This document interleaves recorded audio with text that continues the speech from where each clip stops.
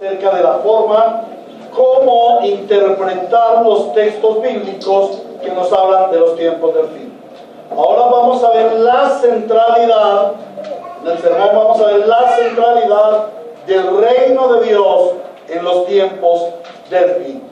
Y vamos a comenzar con la lectura de la palabra de Dios en la carta del apóstol Pablo a los Efesios, en el capítulo 1, versículos 9 al 14.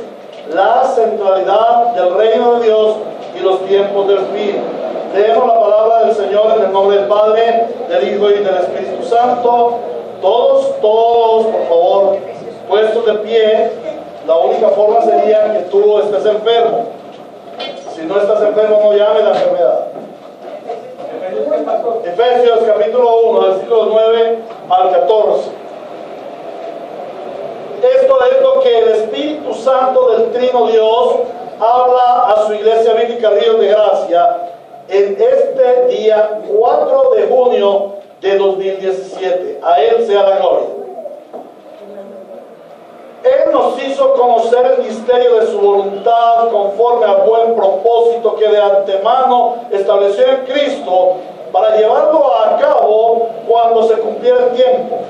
Reunir en Él todas las cosas, tanto las del cielo como las de la tierra.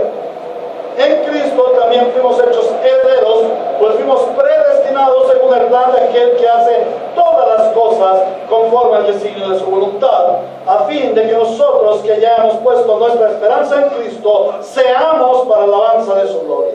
En Él también ustedes, cuando oyeron el mensaje de la verdad, el evangelio que les trajo la salvación y lo creyeron, fueron marcados con el sello que es el Espíritu Santo prometido. Este garantiza nuestra herencia hasta que llegue la redención final del pueblo adquirido por Dios para alabanza de su gloria.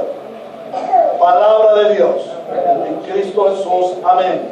Nuestro buen Señor, en esta mañana continuamos adorándote, glorificándote, exaltándote, pero sobre todo deleitándonos en tu presencia y deleitándonos en tu palabra.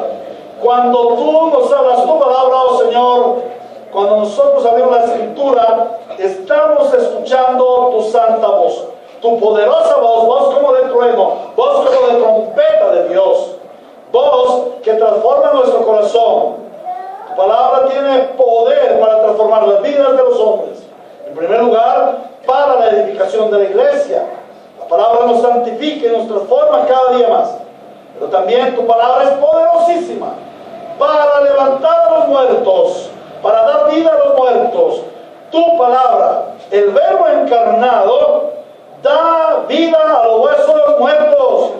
Y como tú le dijiste al profeta, háblale a los huesos muertos y diles que la palabra de Dios les levantará. Cristo levanta a los muertos, a los que están muertos en sus delitos y pecados, y los trae a conocer la vida eterna por el poder de su Santo Espíritu. La palabra de Dios no es vacía, sino que cumple el propósito para el cual fue enviada: la edificación de los santos y la salvación de los incrédulos. Amado Señor, soy tu siervo. Usa a este tu siervo, porque soy insuficiente, soy incapaz para predicar la palabra de Dios. Solamente soy un instrumento tuyo. Guíame, Señor, para que yo sea fiel a tu palabra, fiel a ti mismo, Señor, fiel a tu iglesia. Y muéstrame, Señor, que hoy estoy predicando este santo evangelio tuyo a ti mismo. Que yo tiemble delante de ti, oh Señor, porque tú eres mi juez. Pero que también considere que tus hijitos son muy amados, a los que has llamado, hoy reciben tu palabra. Y que fuera el más terrible, el más horrible de los hombres, si yo les desvío al hacer desvío de tu palabra. Líbrame, Señor, de hacer tales cosas. Que tu pueblo vuelva por las sendas antiguas, te lo suplicamos, en Cristo Jesús. Amén. Quizás el más frecuente error en cuanto a la comprensión de la revelación bíblica acerca de los tiempos del fin es el de buscar una secuencia de sucesos, personajes o lugares. Todo esto simplemente para satisfacer la curiosidad o también para buscar el cuándo, el cómo de la posición personal en el futuro. Esta es una interpretación antropocéntrica de los tiempos del fin. Esta era la interpretación de los judíos. Pero al igual que toda la Biblia, la revelación de los tiempos del fin nos instruye sobre el reino de Dios en su consumación, la victoria final y la gloria plena de Dios. Todo en la Biblia se circunscribe a la voluntad de Dios, a su decreto, al plan trazado por Él por la eternidad, desde el siglo y hasta el siglo, y que lo conocemos como el reino de Dios. ¿Cuál es la voluntad de Dios? La voluntad de Dios es el reino de Dios. ¿Cuál es el decreto de Dios? El decreto de Dios es su reino eterno en su gloria, para su alabanza. Pues bien, todo estudio acerca de los tiempos del fin se circunscribe, se ajustan, se engranan al reino de Dios en todo sentido. Los tiempos del fin o escatología apunta a la consumación del reino de Dios por los siglos de los siglos. La venida del reino de Dios es el pensamiento central de toda la Biblia. Este texto en el que esta mañana el que hemos leído esta mañana es la introducción al tema acerca del reino de Dios en los tiempos del fin. El Señor dice en Efesios capítulo 1, versículo 9 al 14, a través del apóstol Pablo, que Jesús el Señor nos hizo conocer el misterio de su voluntad. Realmente la voluntad de Dios hasta la venida del Señor Jesucristo era un misterio para el pueblo de los judíos. Y más aún un gran misterio, algo totalmente velado y desconocido para los demás pueblos, para los gentiles. Entonces el Señor en su gracia y por el poder de su Espíritu Santo nos ha hecho conocer, nos ha revelado ese misterio, ha quitado el velo, ha quitado la cortina que escondía todo lo relacionado con el plan de Dios. Y Él nos lo ha dado a conocer. Y ese misterio se circunscribe, ese misterio se relaciona con el propósito eterno. Aquí dice, conforme al buen propósito que de antemano estableció Cristo.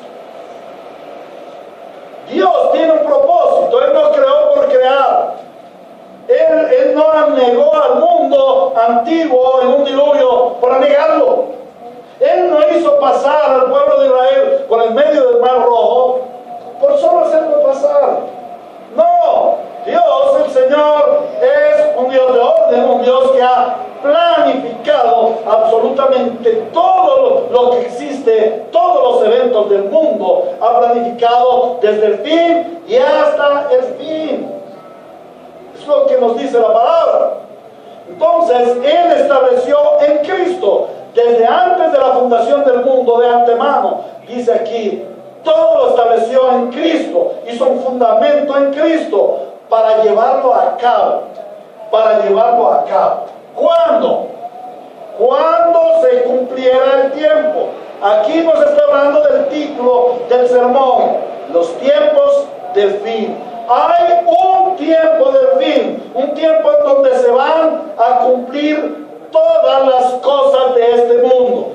¿Qué es lo que se va a cumplir de todas las cosas de este mundo? La extrema maldad del hombre, el extremo avance del pecado, definitivamente va a traer la condenación de este presente mundo.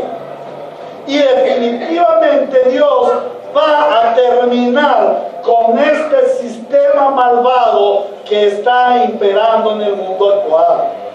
Por eso dice que cuando se cumpla el tiempo, ¿qué va a suceder cuando se cumpla el tiempo? Dice el Señor que reunirá en Cristo todas las cosas.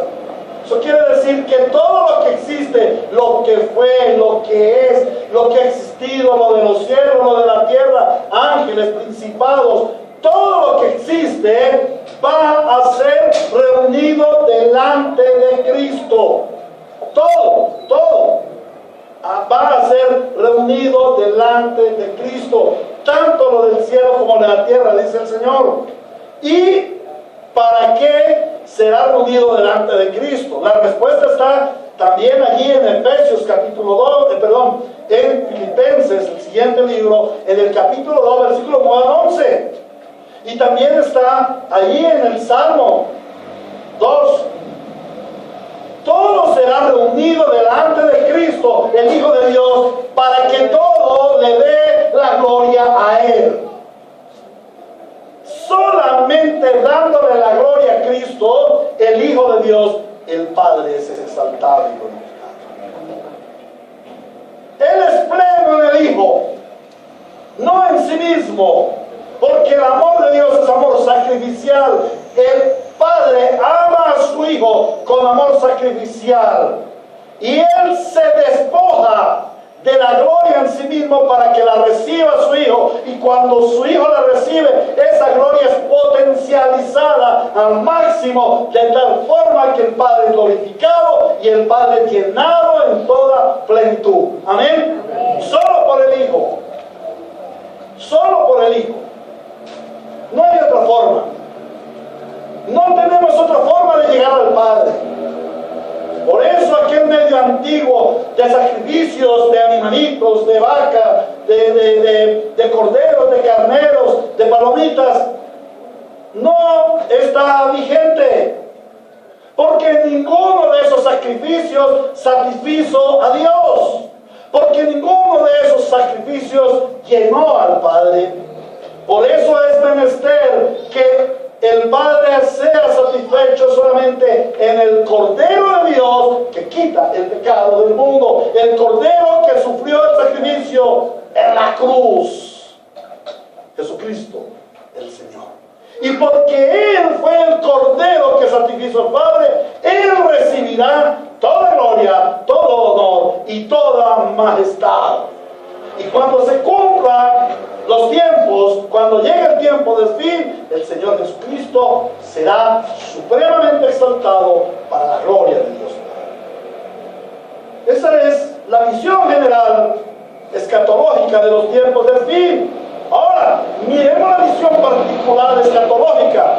La visión escatológica particular dice: en Cristo también fuimos hechos herederos, pues fuimos predestinados según el plan de aquel que hace todas las cosas conforme al designio de su voluntad, a fin de que nosotros, que ya hemos puesto nuestra esperanza en Cristo, seamos para la alabanza de su gloria.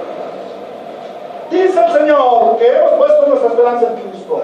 Lo primero que sucede en este mundo es que hemos puesto nuestra confianza en Cristo por la gracia de nuestro Dios. Y posteriormente, esa confianza en Cristo nos lleva a ser herederos de Dios, coherederos juntamente con Cristo. Esto quiere decir que nos da una identidad de familia con Dios.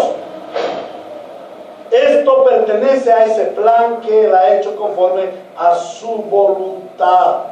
Ahora, siendo convertidos en familia de Dios, ¿cuál es nuestro destino? Que seamos para la alabanza de su gloria.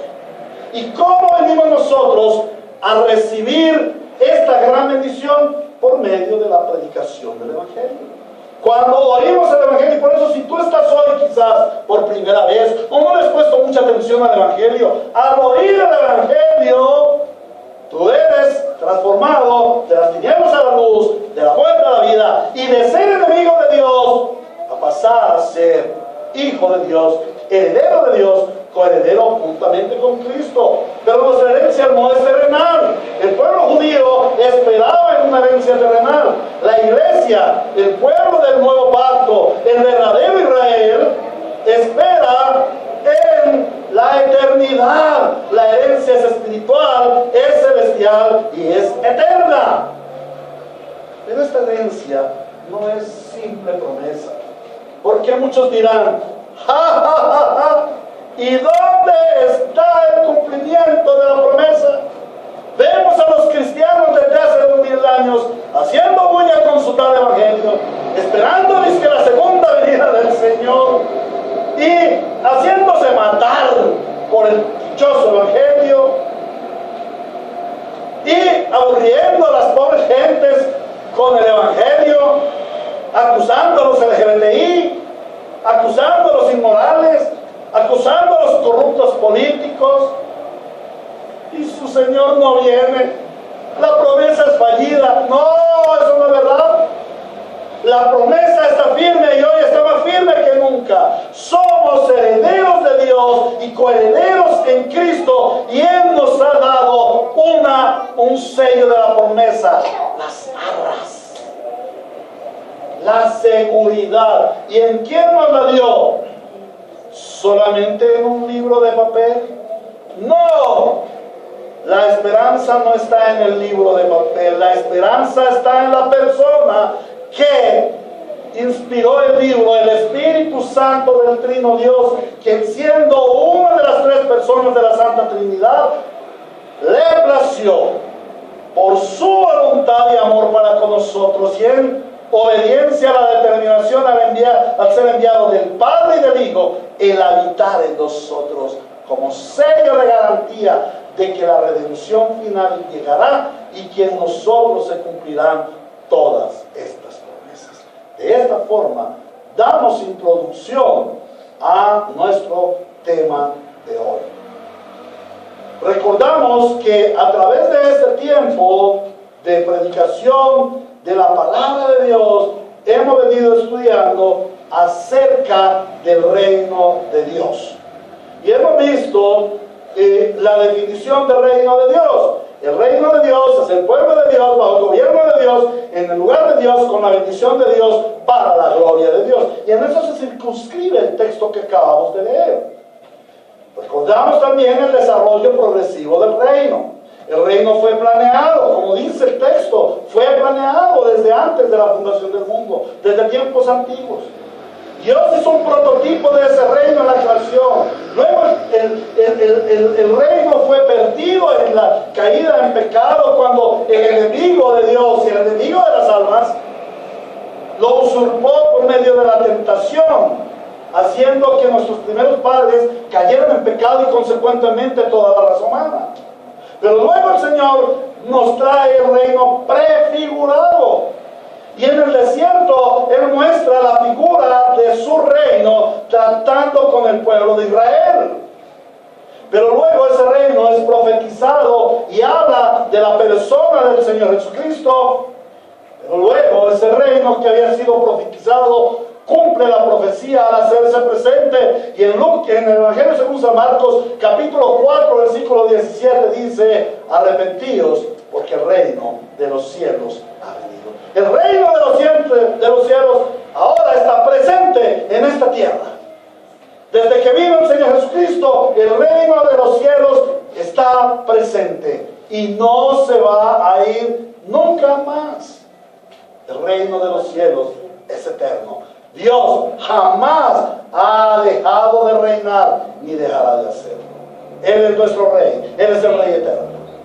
Pero luego que ha venido este reino, ha establecido su reino, ha vencido al enemigo, es menester que el reino sea predicado y que todos los hombres escuchen el evangelio que trae salvación. Hasta aquí llega el evangelio en el presente siglo. Sin embargo, hay una promesa: el evangelio es eterno, el evangelio es perpetuo. El evangelio no fue diseñado para este sistema de mundo y de cosas, para este siglo presente. El evangelio fue diseñado para la perpetuidad, y eso es lo que esperamos. Con el propósito de conocer claramente el esquema del reino de Dios que nos presenta la Biblia, y respecto de los tiempos del fin, hoy consideraremos 3 puntos en nuestro sermón.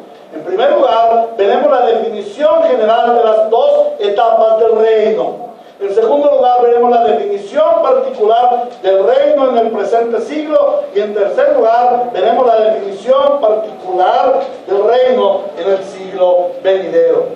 El texto que hemos leído nos habla de que hay 2 tiempos En primer lugar, tenemos el tiempo en que el misterio de la voluntad, conforme al propósito de Dios, fue revelado. Pero también nos habla de que este misterio revelado se llevará a cabo en otro tiempo. La palabra de Dios nos habla de dos etapas del reino. En el capítulo 13 de Mateo se nos revela el reino mediante parábolas. Y la semana anterior estuvimos meditando en la segunda parábola, la parábola del trigo y la cizaña. Y en ella vimos que el reino de Dios tiene dos etapas, las cuales son conocidas como el presente siglo malo y el siglo venidero. Y este es el sistema correcto para estudiar la escatología. En la primera enseñanza vimos que hay muchos sistemas incorrectos, pero que hay un método correcto. ¿Cuál es el método correcto que debemos utilizar para conocer los tiempos del fin? El método correcto es el método bíblico, el sistema bíblico para revelarnos los tiempos del fin. Y este es el sistema del presente siglo malo y el siglo venidero. Este es el sistema mediante el cual Dios nos da una interpretación sencilla, completa y verdadera acerca de los tiempos del fin. En la Biblia, en el Nuevo Testamento, se encuentran cerca de 16 textos en los que está presente la definición del presente siglo malo y el siglo venidero, o alguna parte distintiva de esa definición. Veamos algunos. Mateo capítulo 12, versículo 32, el cual ya la iglesia tuvo el privilegio de meditar. Dice: a cualquiera que pronuncie alguna palabra contra el Hijo del Hombre se le perdonará, pero el que hable contra el Espíritu Santo no tendrá perdón ni en este mundo ni en el venidero. Veamos Lucas capítulo 18, versículos 29 y 30. Lucas 18, 29 y 30. Dice el Señor: les aseguro, le respondió Jesús, que todo el que por causa del reino de Dios haya dejado casa, esposa, hermanos, padres o hijos, recibirá mucho más en este tiempo y en la edad venidera la vida eterna. Miremos otro, Efesios 1:21, en continuidad a lo que hemos leído. O sea, está estrechamente ligado. Dice que Cristo fue puesto muy por encima de todo gobierno y autoridad, poder y dominio, de cualquier otro nombre que se invoque, no solo en este mundo, sino también en el venidero. De tal manera que en la Biblia el Señor, en varios pasajes, en varios textos, nos habla de que hay dos etapas del reino: el reino presente y el reino venidero. Veamos Romanos capítulo 12, versículo 2. Dice el Señor: no se amolden al mundo actual, sino sean transformados mediante la renovación de su mente. Según a los Corintios 4:4, dice que el Dios de este mundo ha cegado la mente de estos incrédulos para que no vean la luz del glorioso evangelio de Cristo, el cual es la imagen de Dios. Gálatas capítulo 1, versículo 4 dice: Jesucristo dio su vida por nuestros pecados para rescatarnos de este mundo malvado, según la voluntad de nuestro Dios y Padre. Hebreos capítulo 6, versículos 4 y 5. Hebreos 6, 4 y 5 dice: es imposible que renueven su arrepentimiento aquellos que han sido una vez iluminados, que han saboreado el don celestial, que han tenido parte en el Espíritu Santo y que han experimentado la buena palabra de Dios y los poderes del mundo venidero. Mira, han vivido el presente mundo con los poderes del mundo venidero y después de todo esto se han apartado. Es imposible que renueven su arrepentimiento. Vamos a mirar un poquito la definición del presente siglo malo y el siglo venidero. Allí la palabra siglo o la palabra mundo que se usa es la palabra griega aion, que significa a la vez tanto mundo relacionado con el espacio, como también significa siglo relacionado con el tiempo. Respecto de la escatología, el Señor nos revela la existencia futura, el siglo venidero, como una existencia sin fin, tanto en espacio como en tiempo, lo cual implica que la vida de todos los seres humanos será sin fin, tanto en tiempo como en lugar, sea en el cielo o sea en el infierno. Tanto en el mundo actual como en el mundo venidero hay una localización de lugar y hay una localización de tiempo. Veamos el contenido de la definición del reino de Dios en dos etapas. En primer lugar, toda la Biblia nos habla acerca de que todo el tiempo que existe, hay una medida del tiempo, todo el tiempo existente se enmarca, se engloba, se limita solamente a dos etapas: el presente siglo malo y el siglo venidero. No hay otros tiempos, no hay tiempos intermedios ni tiempos de transición. Esto nos indica que en toda la historia del mundo y en la vida de todos los hombres solamente y definitivamente hay dos periodos. Hay dos periodos, no hay uno, no hay tres, no hay cinco, hay dos periodos en todos los hombres y en toda la historia del mundo. Una vida y una tierra que es provisional. Ese es un periodo.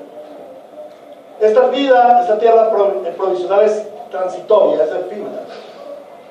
Y hay otro lugar y vida que es permanente, que es verdadera y es eterna. Esto desvirtúa totalmente la mentira del purgatorio. ¿Por qué desvirtúa la mentira del purgatorio? Porque el purgatorio habla de tres etapas. La Biblia habla de dos etapas: el presente siglo malo y el siglo venidero. El purgatorio habla de tres etapas. Este mundo, este siglo en donde el hombre peca, un estado intermedio, un lugarcito a donde el hombre puede ir a pagar sus pecados, y luego ahí sí el mundo venidero, la esperanza de vivir un mundo venidero pagando sus pecados. Desvirtúa totalmente esta posición. ¿Por qué? Porque la Biblia no habla de lugares intermedios, de estados intermedios, de tiempos intermedios. Habla del presente siglo malo y del siglo venidero. Lo que influyó en la vida de las personas en este siglo malo determinará la vida de las personas en el siglo venidero. ¿Amén? Nadie dice amén. También desvirtúa la muy conocida, y estoy casi seguro de que muchos hermanos aquí han creído hasta el momento, de esa escatología dispensacional. Una escatología que está presentada en muchas películas, varias películas, ¿sí? Que Arrancados, yo no me acuerdo cómo se llaman estas películas. Arrebatados, el arrebatamiento, y estas películas que son como tan emocionales y que de pronto y tan miedosas, ¿no? Porque de pronto está la gente bien cuando salió un poco de gente y se perdió y fue el arrebatamiento. Bueno, esta escatología dispensacional presenta tres venidas de Cristo. Tres venidas de Cristo, cuidado con esto. La primera en su ministerio terrenal. Una segunda para llevarse a su iglesia y librarla de la tribulación de los tiempos finales. Un periodo transicional para el pueblo de los judíos, que no será iglesia. El pueblo judío no será iglesia según este método interpretativo. Si no es iglesia, entonces ¿qué pueblo es? ¿Quiere decir que la Biblia nos habla de dos pueblos de Dios en la eternidad? Él dice, y ellos serán mis pueblos, y yo seré su Dios para las dos naciones. No, la Biblia dice, y ellos, un solo ellos, será mi pueblo y yo seré su Dios. Pero ahí no sabemos cómo serán esos dos pueblos. Ahora, nos dice que en esa época transicional o transitoria habrá nuevos convertidos. En medio de la gran tribulación se van a producir nuevos convertidos. La pregunta es, ¿y quién les va a predicar de Cristo? Porque es que el testigo de Cristo es uno que ha dado o que puede dar su vida para dar fe de lo que Cristo ha hecho. Ningún impío puede dar testimonio de Cristo. ¿Por qué? Porque él no ha tenido relación con Cristo. Entonces no puede hablar de quien no conoce, no puede testificar de quien no ha hecho nada por su vida. Ningún ángel puede dar testimonio de Cristo. ¿Por qué? Porque ningún ángel ha recibido salvación. Y solamente uno que que ha recibido la salvación puede dar testimonio de la salvación. Si los judíos no han creído en Cristo, en la obra salvífica de Cristo, ¿cómo van a dar testimonio de Cristo? Es incomprensible, no se entiende. Bueno, luego hablan de la tercera venida de gloria en Cristo con una iglesia para reinar por 1000 años, después de los cuales será de nuevo desatado el diablo. Bueno, no sabemos cómo es eso. En realidad ellos toman algunos textos bíblicos y les pegan una transformación que los convierte en un sistema muy confuso, con muchos ayones o periodos de tiempo o mundos que en realidad no encontramos en la Biblia. Esta proposición bíblica de solamente 2 siglos desvirtúa cualquier otra definición del reino de Dios en una sola etapa en progreso hasta alcanzar la perfección humana, o sea, la deificación del hombre. Ustedes saben, el cuentito de la evolución lo que pretende es sacar a Dios y decir el mundo o lo que existe está progresando, evoluciona, cada día va mejor. Y estamos en un mundo que ha progresado mucho, ¿cierto? Estamos viviendo la época del progreso, ¿cierto? ¿Y dónde está el progreso? ¿En que nos matamos los unos a los otros?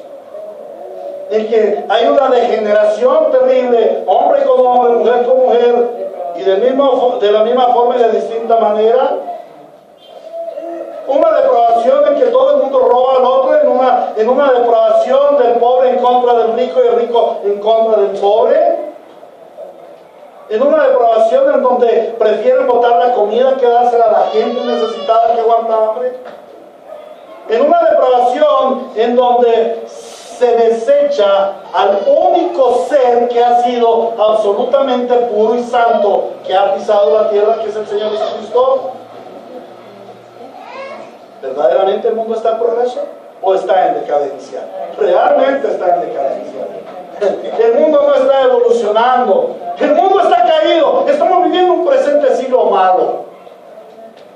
No va a haber forma de que el hombre alcance la perfección, porque eso es lo que ellos quieren. Mira, el mundo va en progreso, el mundo va evolucionando, el mundo se va limpiando, socialmente vamos mejorando, económicamente vamos mejorando, en los avances tecnológicos vamos mejorando, hasta que al fin y al cabo el hombre será Dios, alcanzará la perfección.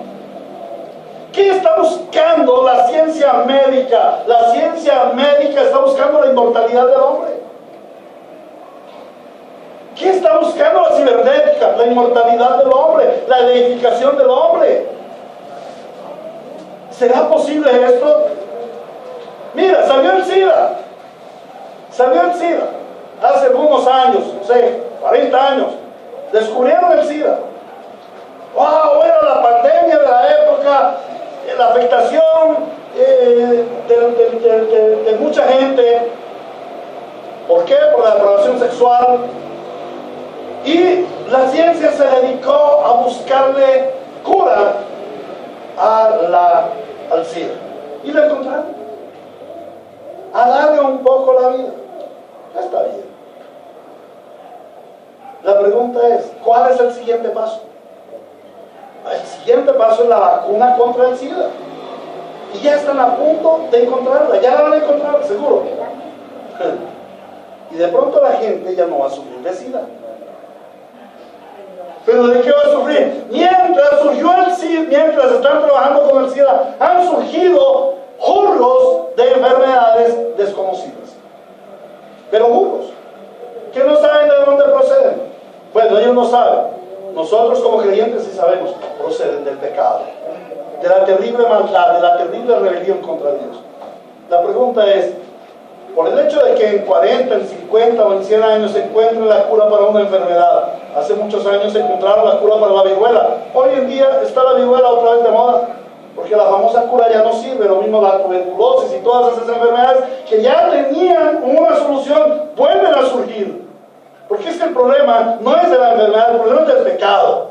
El problema no es un mundo que está imperfecto y que está mejorándose y surgiendo hasta que llegue a la perfección. No, el problema es pecado. El problema es que vivimos en un siglo malo, en donde impera el pecado. En segundo lugar, vemos los dos periodos diferentes el uno del otro, tanto en la existencia humana como en la historia del mundo. Y esto nos indica que en toda la historia del mundo y en la vida de todos los hombres, solamente definitivamente tiene dos etapas que son totalmente diferentes. La Biblia nos presenta el presente siglo o presente mundo como malo, y está caracterizado por el pecado.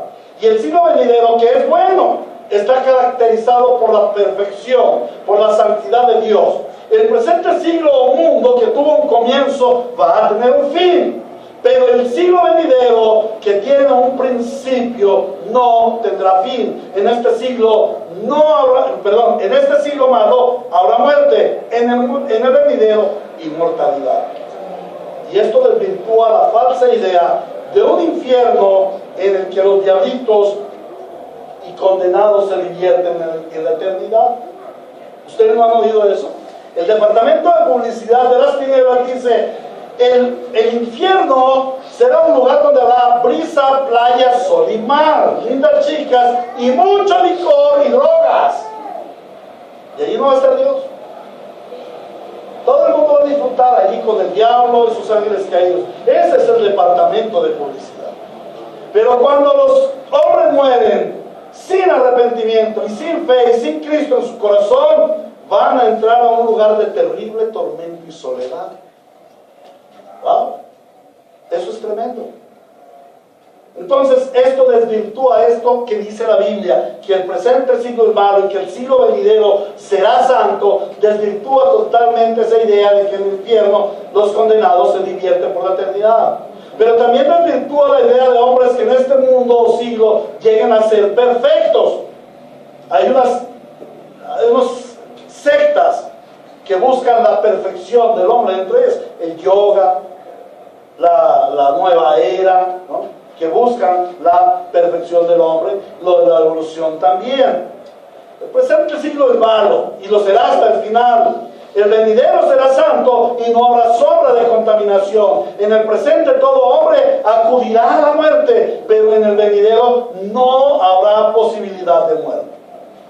En tercer lugar, este siglo y el siglo venidero están divididos por el juicio de los impíos y la resurrección de los justos, los cuales ponen fin a este siglo e inauguran el siglo venidero. Definitivamente habrá un fin al presente siglo. Habrá una resurrección de los justos, habrá un juicio final, una separación de personas, la condenación de los impíos y la premiación de los justos. Pero todo ello está enmarcado por la centralidad de todo el evento. Está enmarcado en la segunda y final venida de nuestro Señor Jesucristo, nuestro Redentor. Ahora veamos tres características de los dos siglos en la operación del reino de Dios en cada uno de ellos. En el presente siglo, que es malo, Satanás es su Dios. Como lo hemos leído en algunos textos, ha cegado el entendimiento de los hombres para que vivan en tinieblas. El hombre está bajo el dominio del pecado, no puede salir del dominio del pecado. Esa historieta que dice que el hombre tiene libre albedrío y que él puede decidir si hace el bien y hace el mal, es una gran equivocación. ¿Por qué? Porque el hombre está bajo dominio del pecado. Si el hombre no estuviera bajo dominio del pecado y tuviera libre albedrío, ¿podría dejar de hacer el mal? Cuando alguien venga y te diga: no, es que el libre albedrío de nosotros, tú tienes libre albedrío, entonces deja de hacer el mal. No puede, porque está bajo el gobierno del pecado y su destino es la muerte eterna. Pero el siglo venidero es un siglo bueno, en donde reina Cristo el Rey. Se nos han abierto los ojos a la luz y hemos sido llamados a ser hijos de Dios. Andamos conforme a los valores del siglo venidero y nos espera la vida eterna. Aquí vemos un contraste entre los dos siglos. Los dos siglos están vigentes en este tiempo. Es algo que en teología conocemos como el sí, pero aún no. ¿Ha terminado el presente siglo malo? Sí. ¿Ha terminado el presente siglo malo? Pero aún no. ¿Cómo así? Estamos en un tiempo de transición. ¿Ha comenzado el siglo venidero? Sí, pero no se ha inaugurado aún. Es un periodo de transición, lo llamamos también traslape. El presente siglo malo está llegando a su declive y el siglo venidero está comenzando hacia su punto más álgido, más importante. Para poder entender esto debemos ver que la Biblia no nos habla de dos siglos mundos distantes. Recordemos que en la parábola del trigo y de cizaña, el Señor nos mostró que en este periodo el reino de Dios está mezclado. Esto significa que Cristo en su primera venida dio comienzo al siglo venidero y nos conduce a reconocer que estamos viviendo en un tiempo de superposición entre los dos siglos. El hecho de que Cristo haya venido a rescatar su reino implica que da comienzo al siglo mundo venidero, el cual opera en este mundo de manera parcial, con sus características no perfeccionadas aún. Pero también implica que el presente siglo malo está llegando a su fin, está en sus últimos días, se los puedo asegurar.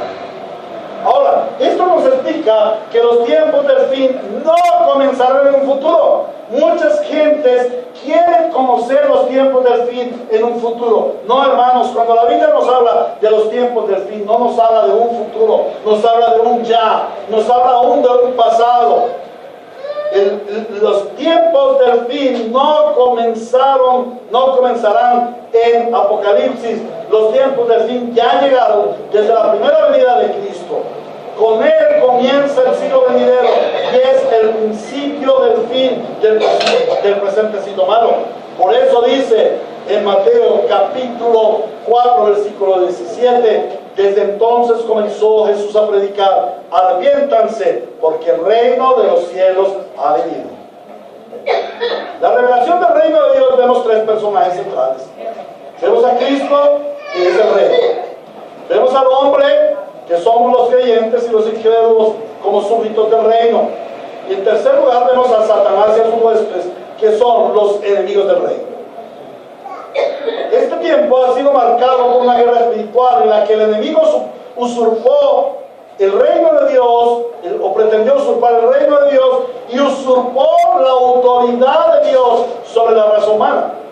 La venida del reino tiene como propósito recuperar, salvar lo que se había perdido.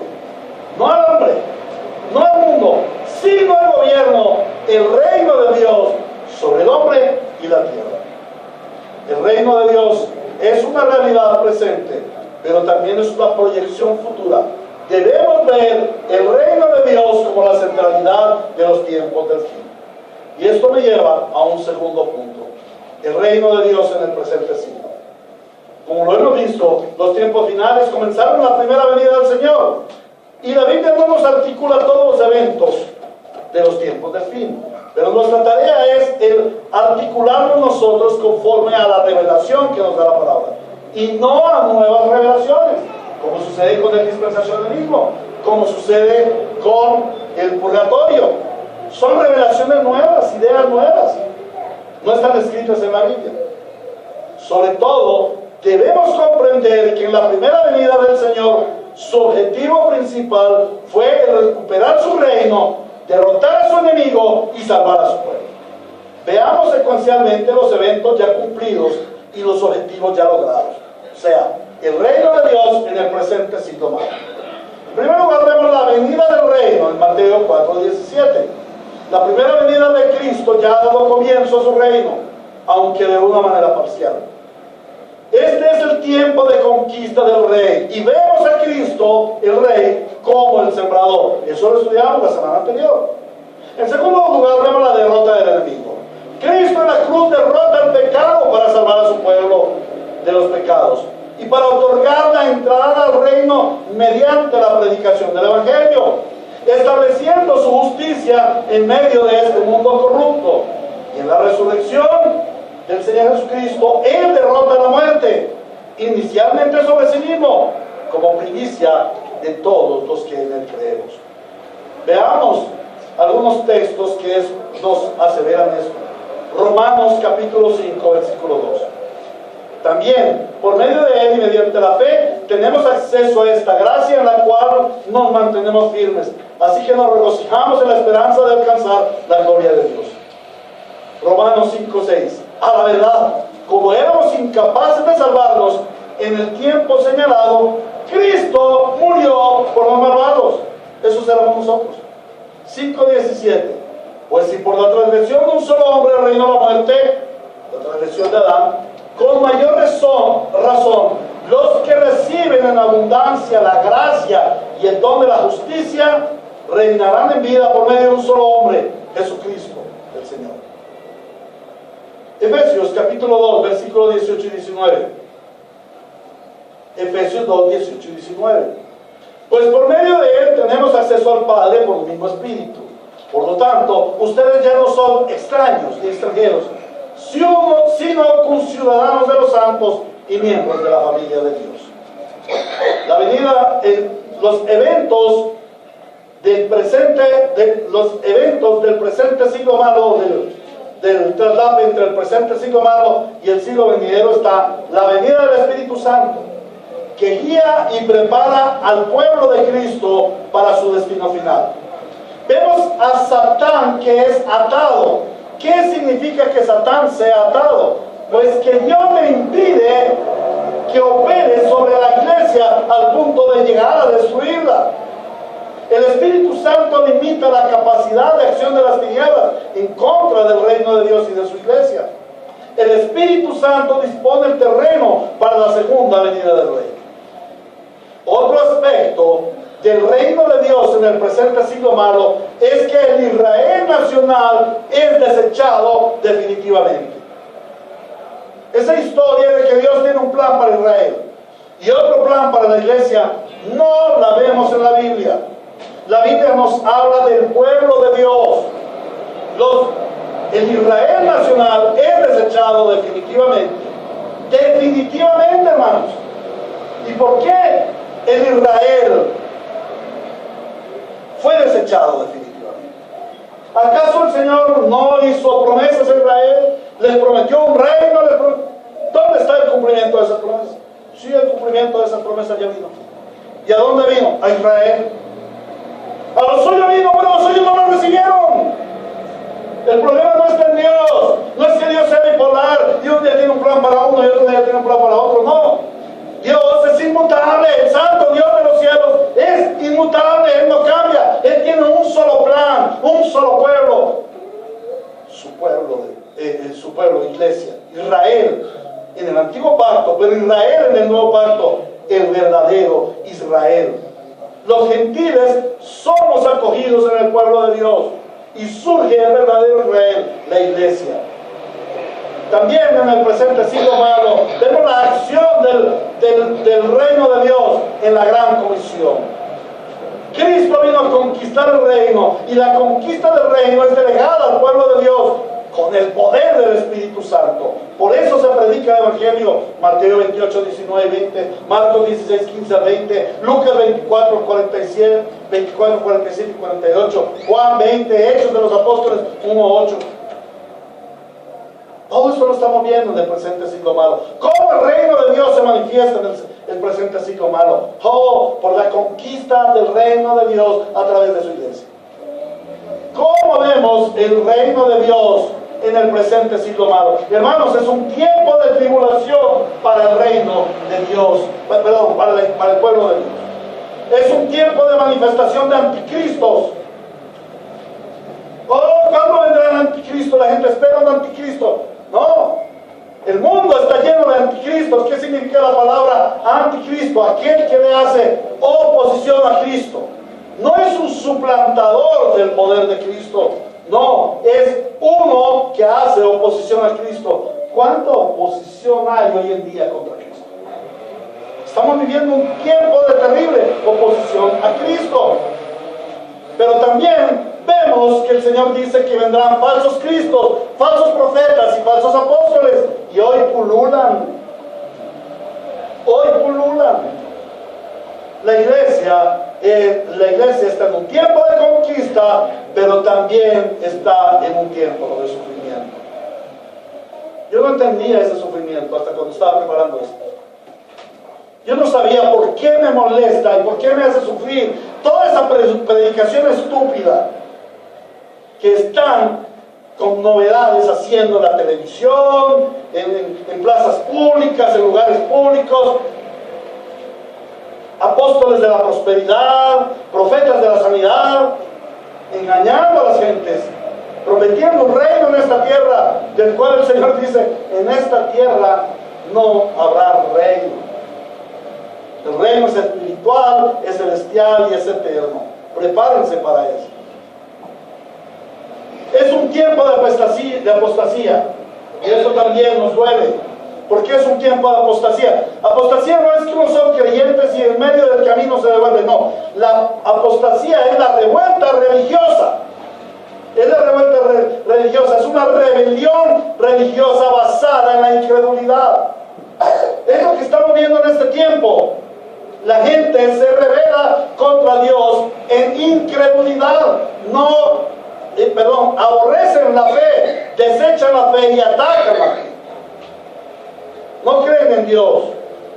Todo este andamiaje de la evolución, todo este andamiaje del feminismo, todo este andamiaje de la nueva era, toda esta estructura filosófica y religiosa, pseudo-religiosa del presente siglo es simplemente una rebelión basada en la incredulidad. Y esto es lo que estamos viendo en nuestro tiempo.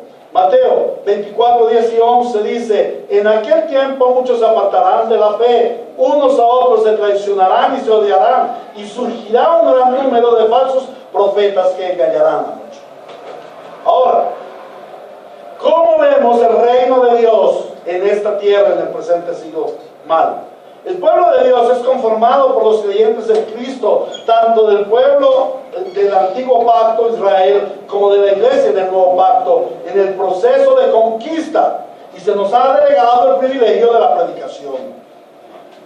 Estamos bajo el gobierno de Dios, no siendo un pueblo perfecto en obediencia, porque estamos en el presente mundo malo, en donde el pecado aún nos afecta. Sin embargo, nuestra mente renovada, nuestra naturaleza transformada, nos conduce a alinearnos con el reino y a ser súbditos del gobierno de Dios.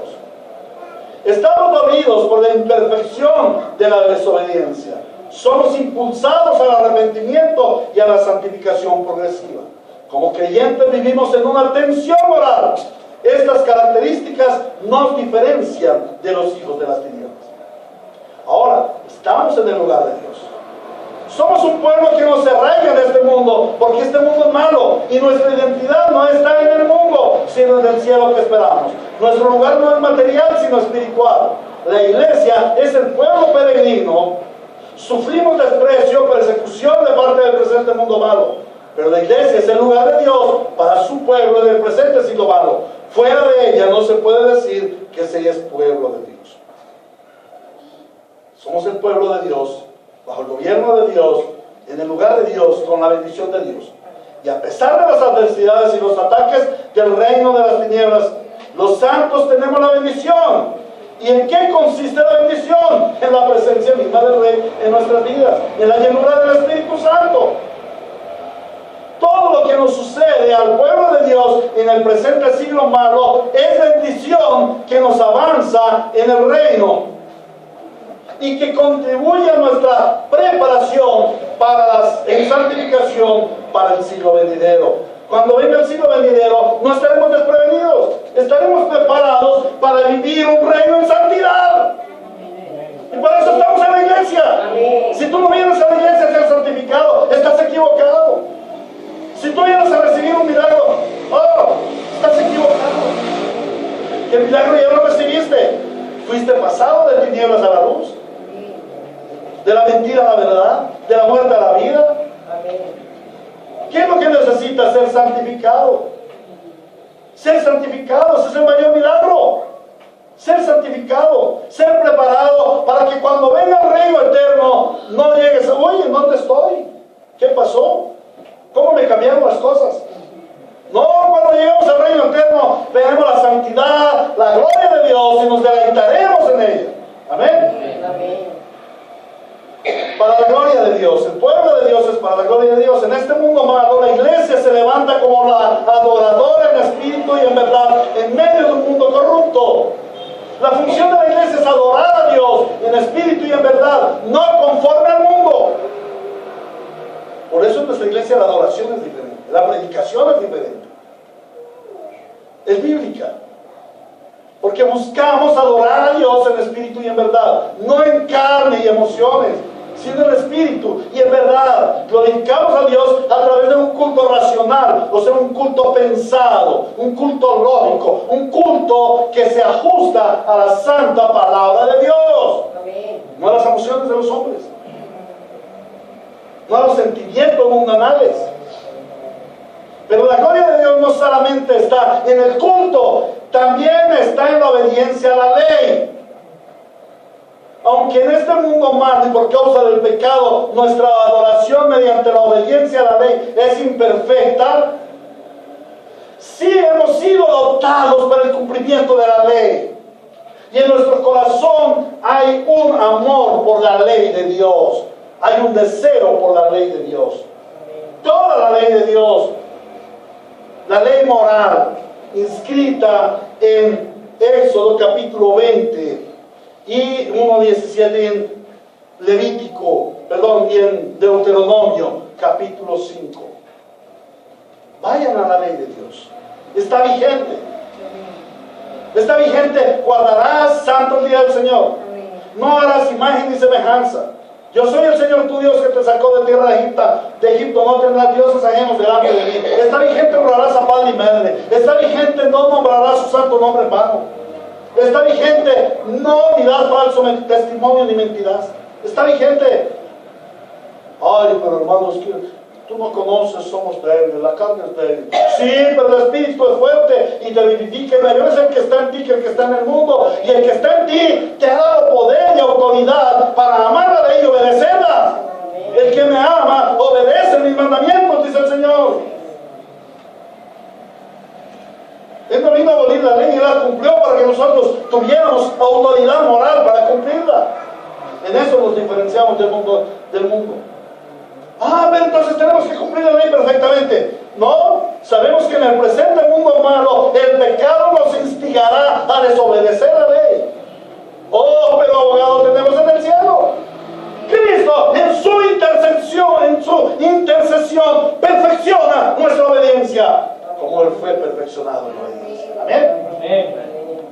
En conclusión, el reino de Dios en el creyente en el presente ha sido malo, es parcial, pero con la seguridad de que en el siglo venidero va a ser total. Por ello podemos asegurar, sin temor a equivocarnos, que somos salvos pero no plenamente, que somos santos pero no perfectos, que hemos resucitado pero esperamos en la resurrección, que somos espirituales pero viviendo en cuerpo de carne, que estamos en paz pero con aflicciones, que vivimos en el cielo pero en este mundo, que somos vencedores pero no combatientes, que somos prosperados pero no absolutamente, que vivimos pero que moriremos y luego resucitaremos. Amén.